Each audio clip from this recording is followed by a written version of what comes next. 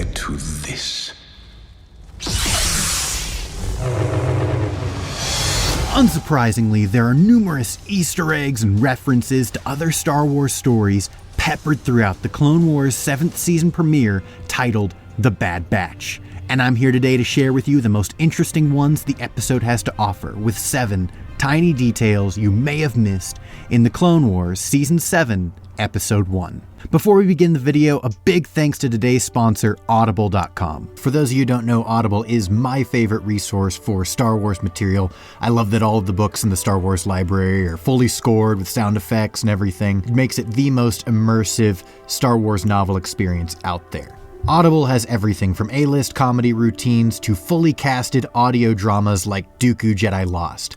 And so if you guys want to try that out, you can go to the link in the description or audible.com/lorestar to get 1 month free, 2 Audible originals, and a free audiobook. I would personally recommend either the Thrawn or Tarkin novels from canon or Heir to the Empire from Legends. Both canon and legend Thrawn trilogies are narrated by Marc Thompson, and he does the best Thrawn impression I have ever heard. So click on the link in the description if you want to experience the full power of a Star Wars novel. I was told this holocron is the key to knowledge. Indeed, Ezra Bridger.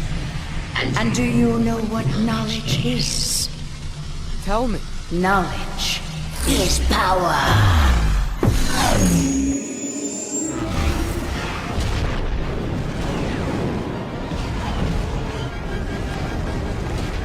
Starting off at number 7, the entire premise of this episode opens with the Separatists' ability to predict and counter Rex's strategies. Of course, we as the audience can figure out that this is because the Separatists have captured Echo and are using him as an inside source into Rex's battle plans. We know this in part because it's covered in the unfinished episodes, but Rex himself even comments that this is a possibility. In order to counter this, Cody calls in Experimental Squad 99, whose unorthodox strategies and tactics will be harder for the enemy to predict and counter.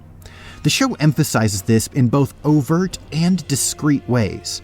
For example, we see in the episodes that the droids are able to counter the clones every time Rex is in command. At the beginning of the episode, the droids shoot down the Republic gunship carrying Rex and the other clones. This part of the plan was still concocted by Rex and Cody, as the Bad Batch had yet to put in their own input. Because flying in on the gunship was part of the plan from the beginning, the droids would have been more prepared to deal with it once they saw it, shooting it down and wounding Cody in the process. Once they hit the ground, 99 takes the lead and the droids are unable to counter them. This is a subtle way of showing us just how prepared the droids are for Rex's strategies and, conversely, how unprepared they are to deal with the Bad Batch.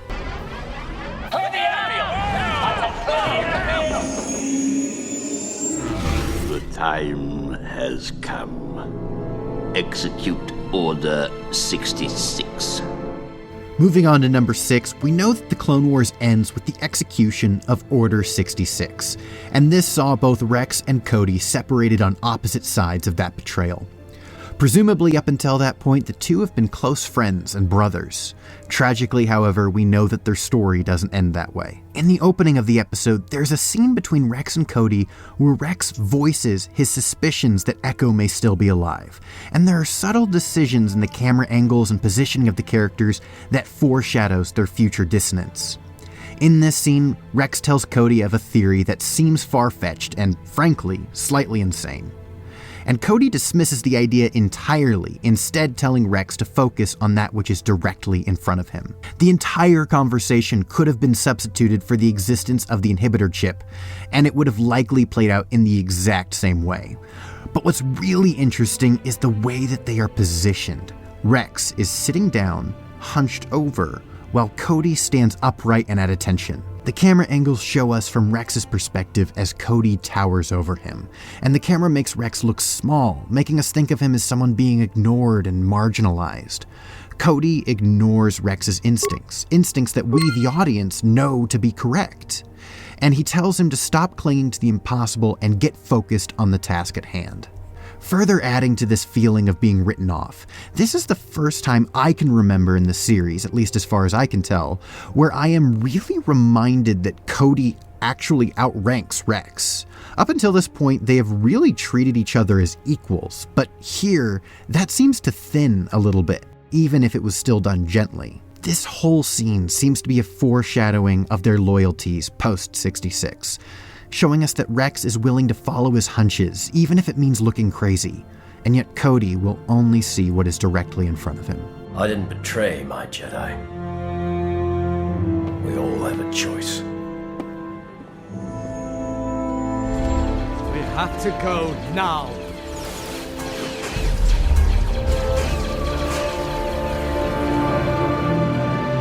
In that same scene, Rex is holding a picture of himself, Cody, Fives, and Echo.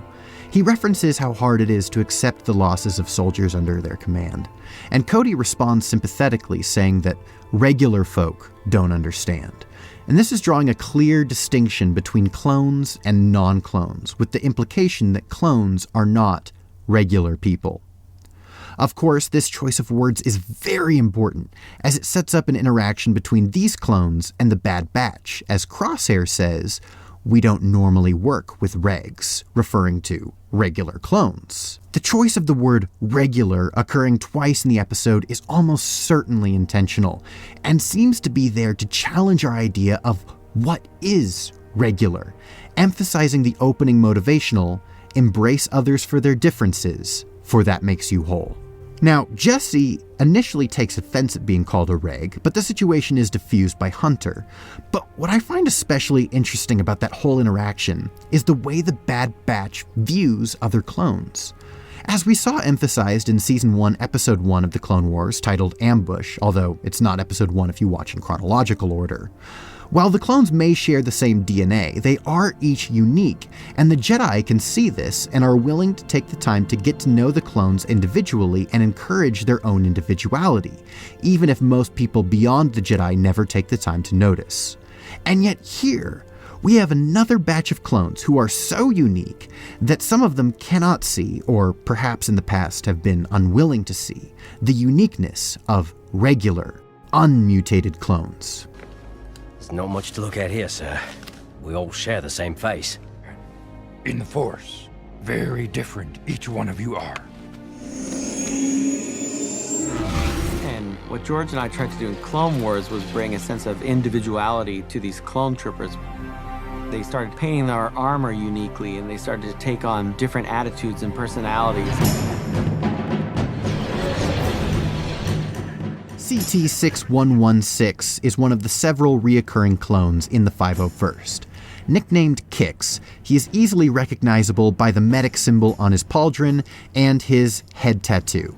On his bald head, he has tattooed a stylized pair of lightning bolts and the phrase, "A good droid is a dead droid." Of course, this tattoo is largely covered in this episode, even if glimpses of it can be seen poking through his hairline, as he's grown out his hair to a more standard Jango clone military cut. While it is not officially explained when or why he grew out his hair, this may be a non-verbal indication of the increasing uniformity and decreasing individualism of clones as the war comes to a close. In the Evolution of the Stormtrooper Star Wars behind-the-scenes special, Dave Filoni talks about using the markings of the clones to make them feel unique. But as the Clone War comes to an end, that individualism fades away and is eventually revoked entirely when the Empire comes to power, leaving only the blank and unmarked white of uniformity. Even though clone armor is still colorful and marked in Revenge of the Sith, I think it's, at the very least, a good guess as to why Kix has grown out his hair to regulation length. It's pointing at the increased push for uniformity and regulations among clones, in an episode that focuses on the difference between being an individual and being regular. When the Empire takes over, then you take that wash of color and icons and logos on the helmets and you completely strip it away to have the classic Stormtrooper. Can I try that?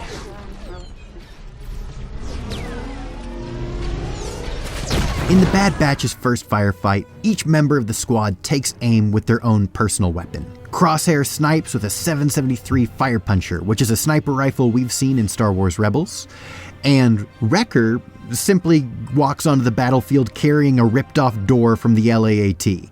Even though Wrecker doesn't use his own weapon during the fight, we do still see him carrying what appears to be a DC-17M repeating blaster rifle. the weapon most commonly associated with clone commandos. Finally, Tech dual wields 2 DC-17 hand blasters, and Hunter carries a single DC-17 of the same model. However, mere moments into their first fight, Hunter abandons his DC-17 and never picks it up again for the rest of the episode. If you watch carefully, you can only barely make it out, but this moment where Hunter draws his electroblade is the last time we see his DC-17 in the episode. In the next fight, Hunter no longer carries his hand blaster and uses only his blade for the duration of the conflict. Finally, Hunter enters into the third skirmish carrying only his knife again. However, he quickly decides that the knife is not enough for this battle and rips an E5 blaster from a dying battle droid. This seems to emphasize the Hunter tracker influences for this character as someone who is able to make use of what they find on the battlefield without relying on what they bring in. Hunter is resourceful and competent in the wild, and this little detail emphasizes that. Clones can think creatively. You will find that they are immensely superior to droids. We're brothers. Don't shoot. You're not my brother. Don't shoot!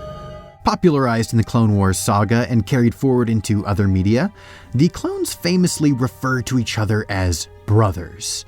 This choice of words reflects the bond that they share from being forged from Fett's DNA.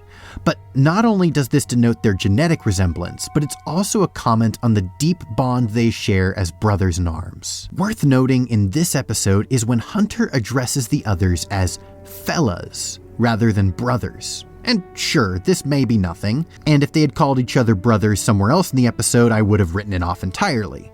However, with someone as intentional as Dave Filoni in charge, I'm not so sure that this choice of words is meaningless.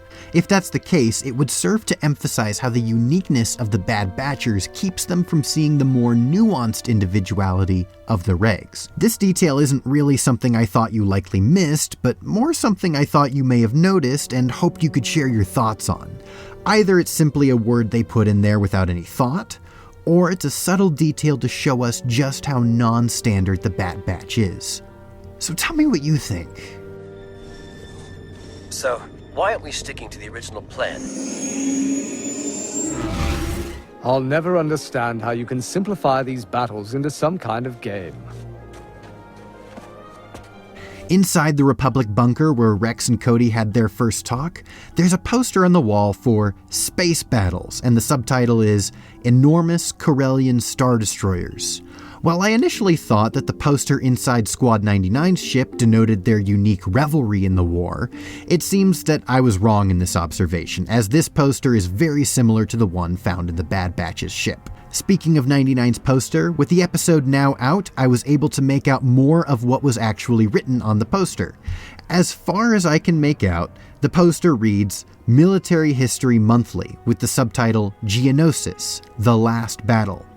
Since the Battle of Geonosis was actually the first battle in the Clone Wars, this is likely a reference to the second Battle of Geonosis, which is actually reinforced by the clone helmet shown on the poster, which seems to be a stylized rendition of the clones under Ki-Adi-Mundi's command during that battle.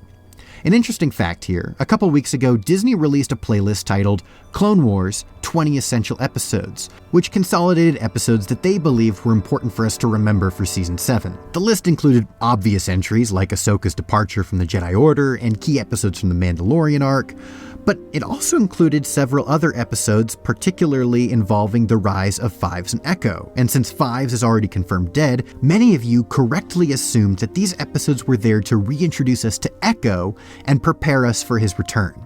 Since this episode proved us all correct there, we should take that logic to other episodes in the list, namely the Second Battle of Geonosis.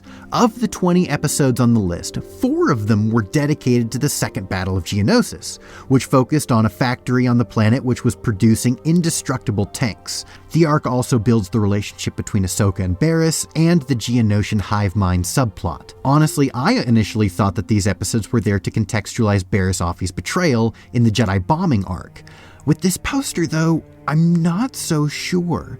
It seems plausible to me that they are drawing our attention back to that arc with this poster and its presence in the 20 Essential Episodes list. Now, whether it's the return of those indestructible tanks, or the Geonosian Hive Mind Queen, or perhaps even a continuation of Barriss Offee's story, I'm not sure.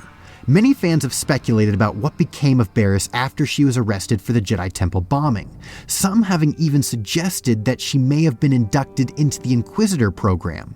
Now, while I'm not confident enough to say that that will be what we see for sure, I'll leave you with this. Just keep your eyes out. Thank you guys for watching, and as always, may the lore be with you, now and forever.